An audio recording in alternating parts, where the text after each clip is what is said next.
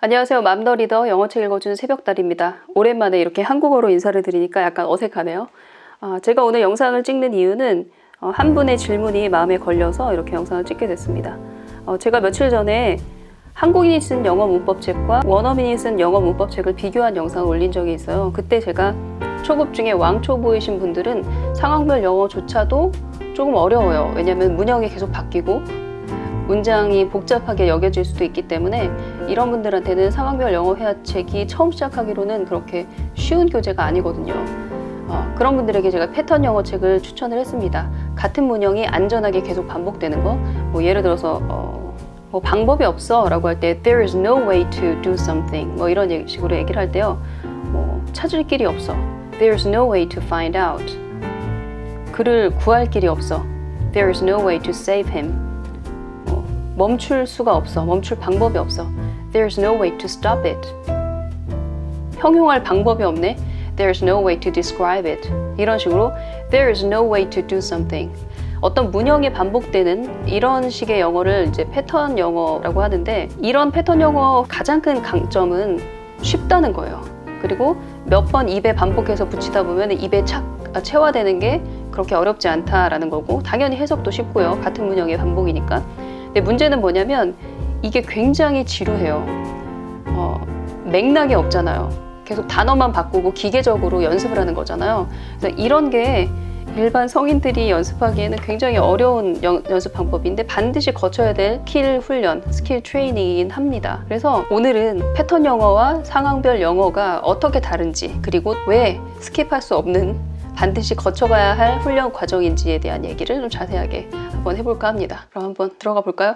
오늘은 패턴 영어 책과 상황별 영어 책의 차이점에 대해서 한번 자세히 얘기를 나눠보려고 해요. 패턴 영어라는 것은 같은 문형이 반복되는 그런 책이에요. 그래서 예를 들면은 해커스톡에서 나온 그런 영어회화 10분의 기적, 이 시리즈 이런 책들, 혹은 영어 패턴 500 플러스 이런 시리즈의 책들, 혹은 나의 영어 사춘기 같은 그런 책, 팟캐스트로 많은 분들이 알고 계시는 일빵빵 이런 패턴 책이 있습니다. 이런 패턴 책은 같은 문형이 반복되기 때문에 왕초보, 왕 초보분들도 부담 없이 읽고 따라하고 듣고 따라하고 해석도 당연히 읽음과 동시에 되는 그런 장점이 있습니다. 그래서 정말 내가 왕초보다 하시는 분들은 이 패턴 영어 책 중에 조금 편집이 마음에 들고 해석도 좀 쉽고 만만하다 싶은 책을 서점에서 고르셔서 시작을 하시면 돼요.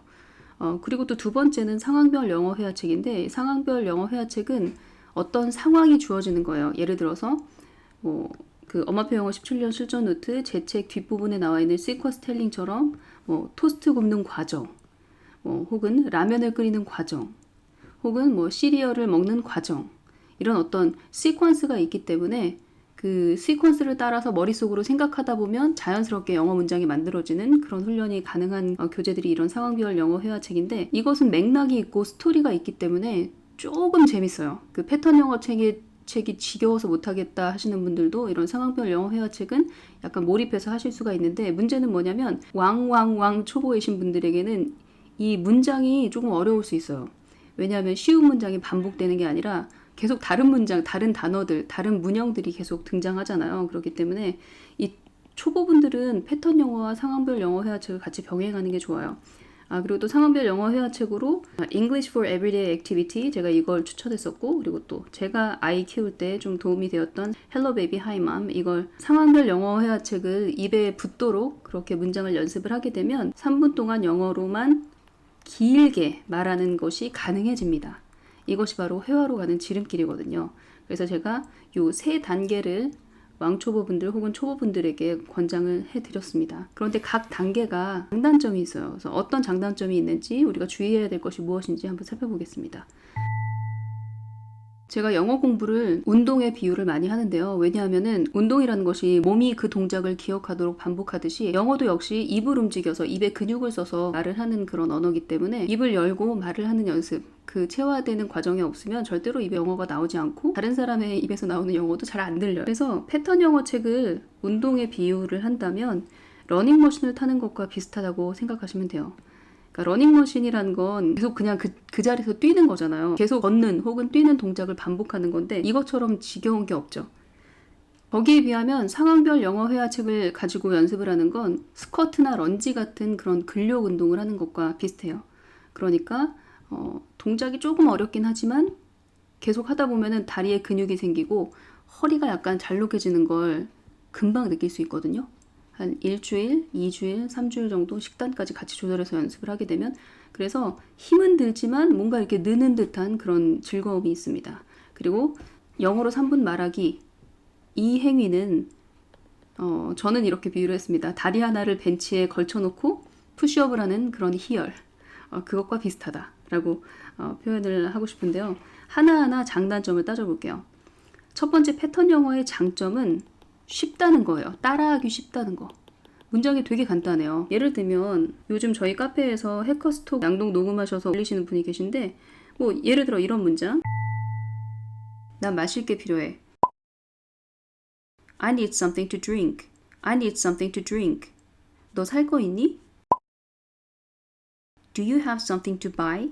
Do you have something to buy? 나 물어볼 게 있어. I have something to ask. I have something to ask. 그녀에게 먹을 게 있어. She has something to eat. She has something to eat. 너 할 말 있니? Do you have something to say? Do you have something to say? 이런 식으로 something to drink, something to buy, something to read, something to ask, something to eat, something to tell 같은 문장이 반복되기 때문에 몇 번 이렇게 입으로 연습을 하다 보면 이게 근육이 붙는다라는 그런 느낌이 바로 들어요. 쉬워요. 따라하기가 쉽다는 게 최대의 장점이죠. 그런데 최대의 단점은 지겹다는 거예요. 이게 계속 이렇게 같은 문장을 반복하다 보면 이게 맥락이 없기 때문에 특히나 성인들은 못 견뎌요. 이 재미없는 거. 그래서 이 패턴 영어가 매우 지겹지만 기초 체력을 키워주는 러닝머신과 똑같기 때문에 할 수 있으면 병행하거나 아니면 요걸 스타트 재료로 활용하시면 두 번째 상황별 영어에 대해서 한번 살펴보면 이 상황별 영어를 제가 아까 스쿼트나 런지 같은 본격 근육 운동이라고 비유를 했는데 이것의 가장 큰 장점은 운동하는 맛을 느끼게 해줘요. 그러니까 상황별 영어를 한 문장 한 문장 외우면서 입으로 내뱉다 보면 어떤 착각이 드냐면 나 이 상황을 영어로 묘사할 수 있을 것만 같은데 나 여기 다리에 근육이 좀 생기는 거 그리고 허리 쪽 라인이 조금 생기는 것만 같은데 이런 느낌, 운동하는 느낌을 주기 때문에 조금 재밌어요.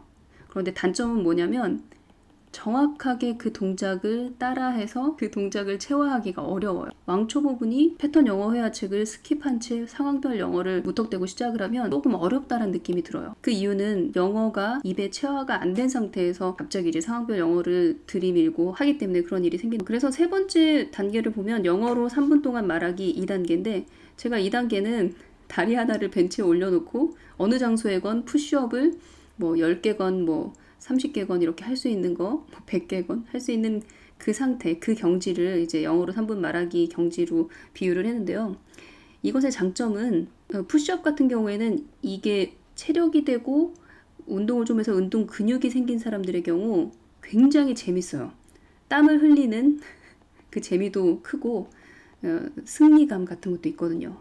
그래서 이 단계에 다다르면 이제 운동 변태가 된 거죠. 운동을 하지 않으면 견디지 못하는. 근데 단점은 뭐냐면 힘들어요. 굉장히 힘들고 어렵고 여기까지 도달하기가 힘들어요. 여러분들 지금은 굉장히 막막한 것 같지만 게으름 피우지 않고 단계별로 혹은 병행해 가면서 패턴 영어와 상황별 영어를 계속 연습하신다면 언젠가는 3분 동안 영어로만 말하는 것이 쾌감이 느껴지는 그런 유희로 변하는 날이 옵니다.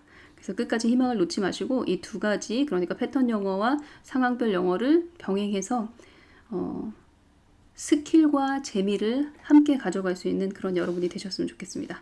그래서 오늘 영상 여기서 마치고 우리는 또 다음 시간에 또 다른 이야기로 만나기로 해요. 여러분들 궁금한 거 있으면 언제든지 댓글로 남겨주세요.